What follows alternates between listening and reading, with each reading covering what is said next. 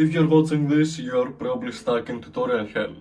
You want to make progress and improve as a coder, but you are just watching tutorials instead of actually taking action by building things. And deep down, you know that this is holding you back, but you're not exactly sure how to take real action, or perhaps you don't even know what this means. So in this video, I'm going to tell you how I escaped tutorial hell, focusing on what my mindset was, how I overcome problems, and an actionable first step that you can take to get you going.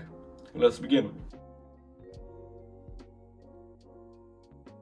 When I started learning Python, I already had a few months of programming experience. I had been learning JavaScript before that, but I struggled a lot with tutorials. I would move from one tutorial to the next, barely writing any code on my own. After 5 months of this loop, I built my first project.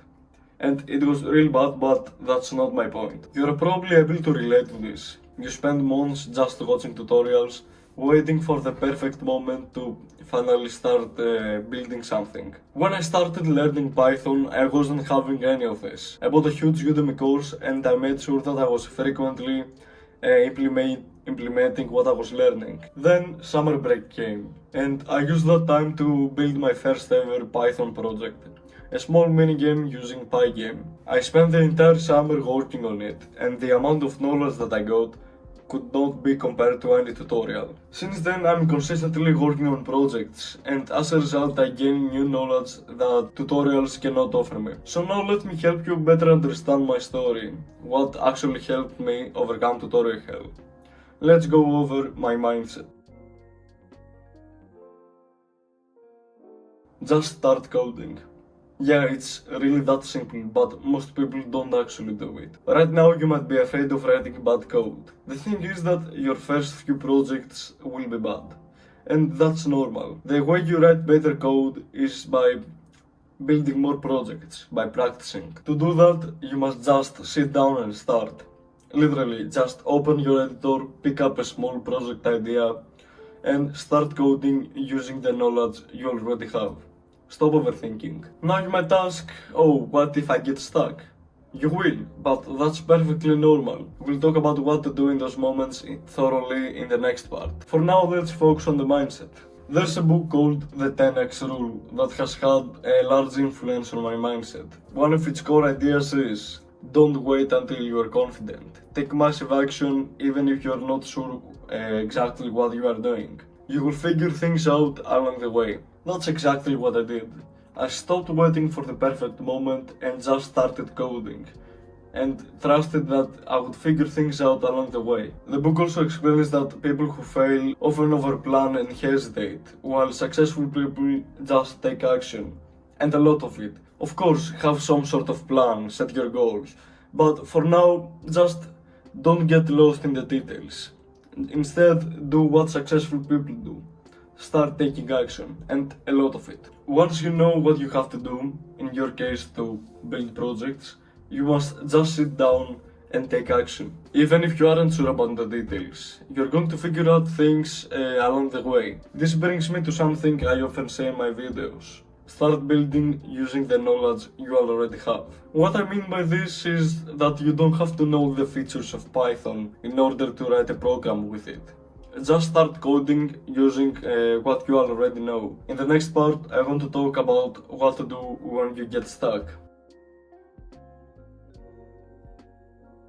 So I hope I convinced you to take action even if you are not exactly sure what you have to do. But let's be realistic. Once you start, you're going to get stuck. And that's not a bad thing. It's literally a part of programming. Programming is all about solving problems, so it's natural if you get stuck. What you must do then is analyze the bug and look for a solution. Don't panic, it's not that big of a deal. You can do that in multiple ways. You can search it up in Google or in a website like Stack Overflow. But the way I use the most is AI. I have an entire video on how I use ChatGPT to do just that, but here's a brief description. Describe the bug you're encountering in detail.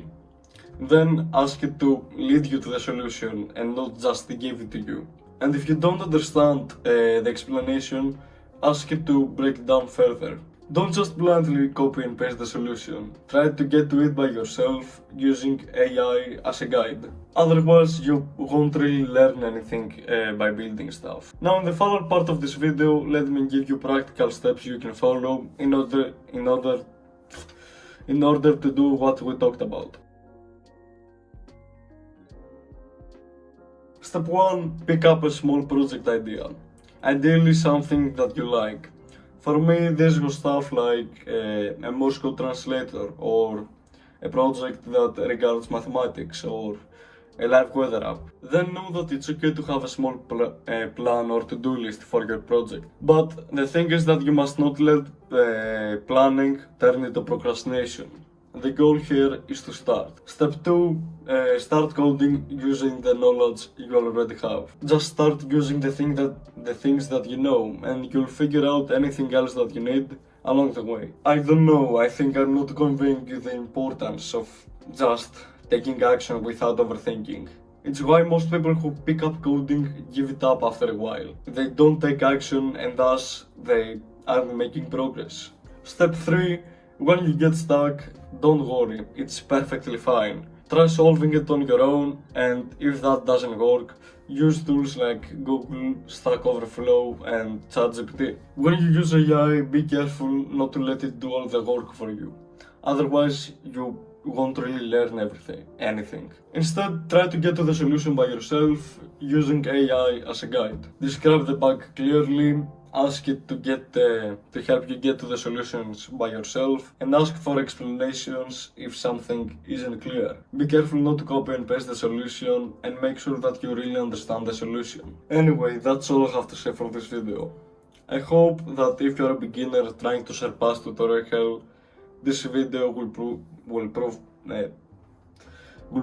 viable to you.